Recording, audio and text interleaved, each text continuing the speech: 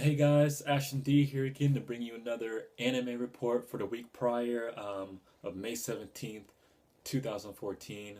I know I'm a little bit late on this, but I am busy with school. I'm in the process of moving. So a lot of reviews and stuff might come up late these next 2 weeks. But after that, I promise it'll be set in stone. Monday through Friday, everything will be up on time, most likely. Unless something comes up with school or any other kind of emergencies. So let's start this off with Monday. First thing that came up in the news was Pokemon Art Academy coming to the 3DS and North America this fall.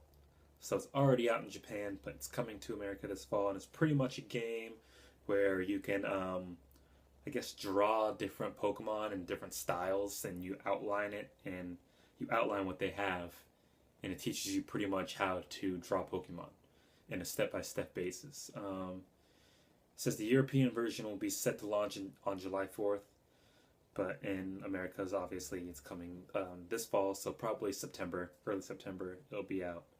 Um, yeah, if you guys are interested in Pokemon games, obviously this is not your standard Pokemon game, but it's something different. I don't know who exactly they're catering to, probably the younger audience, probably like 5 through 12. But we'll see how that does.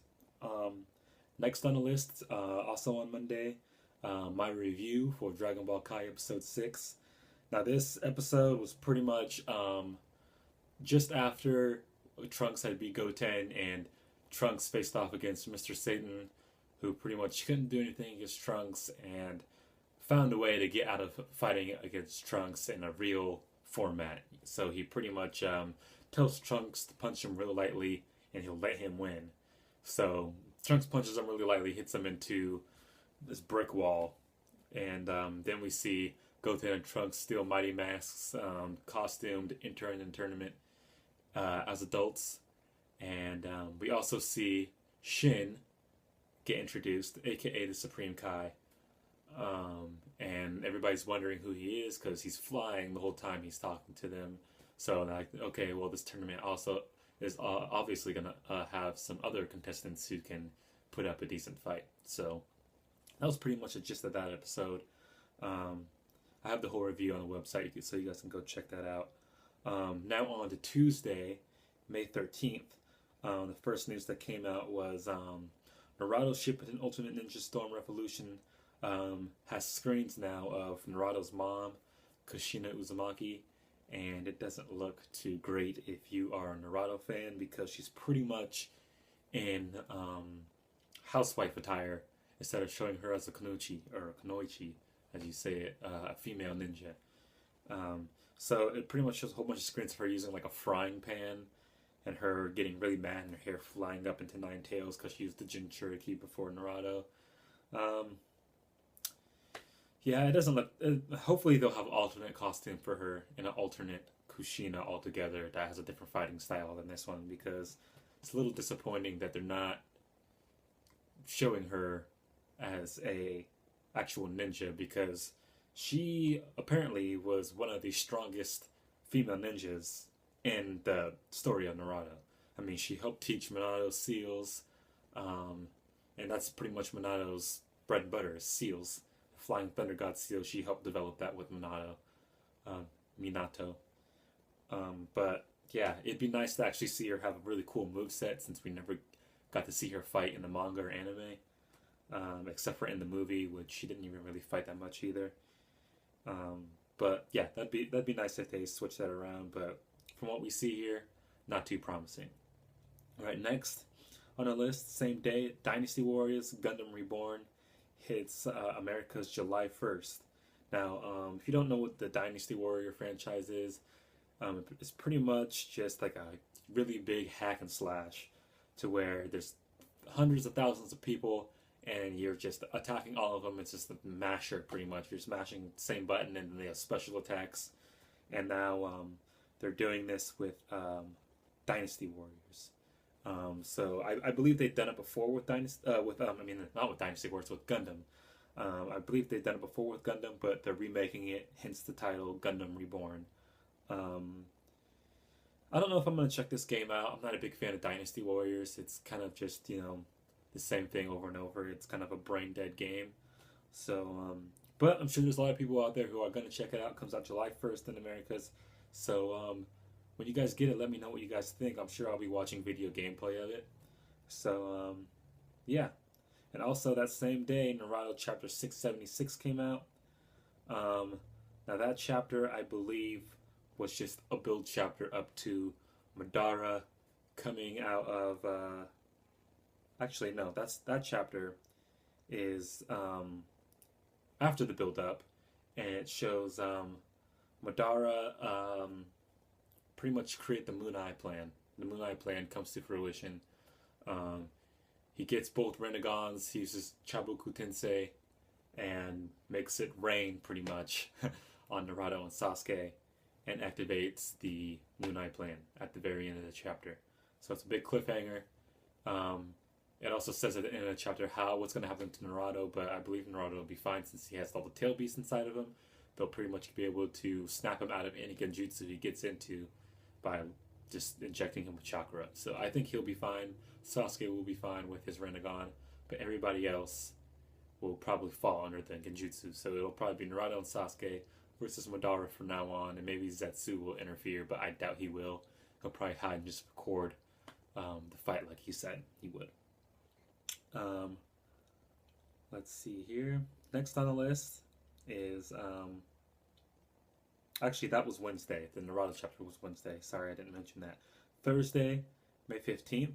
Another Gundam news here. Another dishing of Gundam news. There's been a lot of Gundam news lately, so I think it was leading up to this. There's a series coming out called Gundam Build Fighters. And it doesn't really say too much about it, about what the series is, but it does say that it was announced May 15th, and I guess it's already airing in Japan. It aired from October 7th, 2013 to March 31st, 2014. So I guess it just ended there from what it's saying, and it's going to start up here with obviously the American vocal cast that they'll use. But yeah, it doesn't really say much about it. I'm sure it'll be along the same lines. The art looks a little different, looks a little updated, and the characters look a little different than what they usually are, so it's probably going to be more catered toward kids. So it'll be catered toward kids and adults, since adults kind of grew up with Gundam, but now they're putting a new spin on it, so it kind of gets every generation. Yeah. Pretty excited about that. I don't know if I'll watch it or not. If I catch it, I'll watch it. But I did just see on NWAnime.com that there is another Gundam series that just came out. I believe it's on episode 5. So I might have to go and catch up and let you guys know how that is. And if it's interesting, then I'll start reviewing that. Let's see. Next is same day still. Attack on Titan reached nearly 1.5 million viewers on Toonami. Now, if you guys aren't familiar with Toonami, Toonami is a late night block on Saturday, every Saturday, on Cartoon Network that plays adult-themed animation, anime, and this American animation type stuff. So it's more action-based, but Attack on Titan, I believe this is the first time it's aired in America, and it did really well, apparently. It would probably do even better if Toonami was still in the same time slot it used to be in, which is played during the day, like from 2 to 6 o'clock. I wish they would put it back there, because then I could possibly catch Toonami on my day off, on my days off. But still, 1.5 million viewers on Toonami is pretty big, and I would imagine it'll dip a little bit, but it'll stay around probably 900,000 viewers every Saturday. But that's good news for Attack on Titan, because obviously the second season hasn't came out yet, but it's giving it more warrant that it needs to come out and come out soon.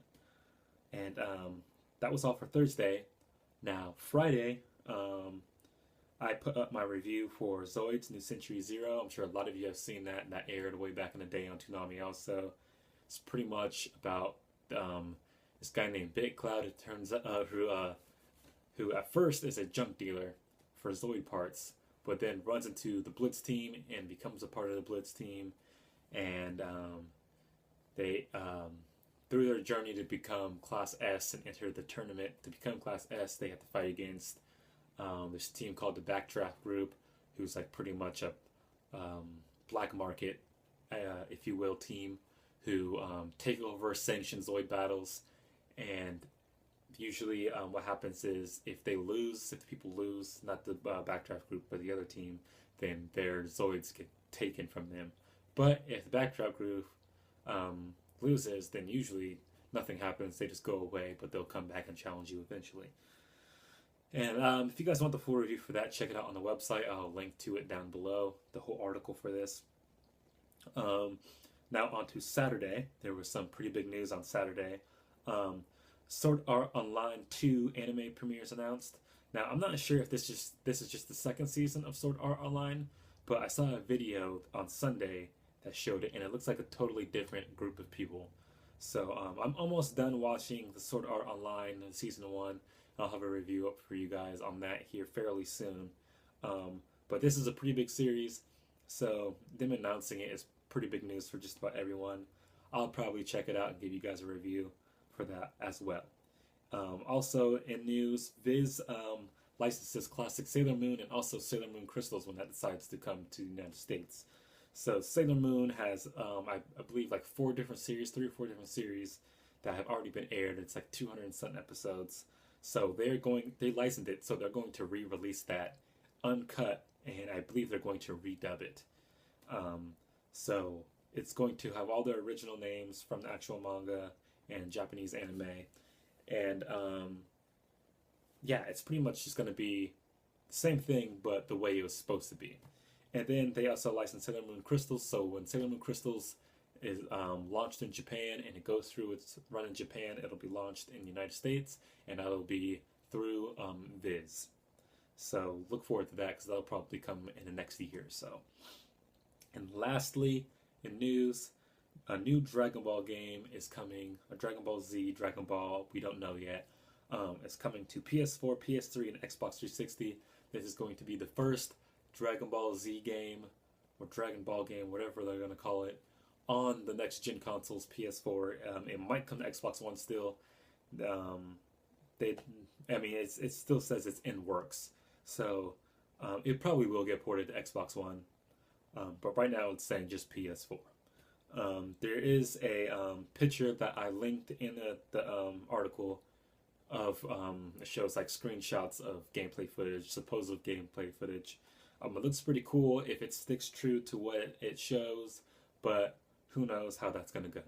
So yeah, go and check that out. Also, a new DBZ game; those are always pretty fun. I played Raging Blast, played a demo for it, and it was pretty fun. A little repetitive, but I mean it is just a punch and kick game, button masher. So we'll see how this one does. And that's pretty much it for news for last week. If you guys thought anything was interesting, make sure to leave that in the comments down below. Tell me what you thought about this whole process, and if there's anything I can do differently, let me know so I can do it differently in my next weekly episode. Also, make sure to like this video if you liked it. Also, subscribe to Nerd Swag. There's a whole bunch of content coming out on there. And until next time, you guys, peace.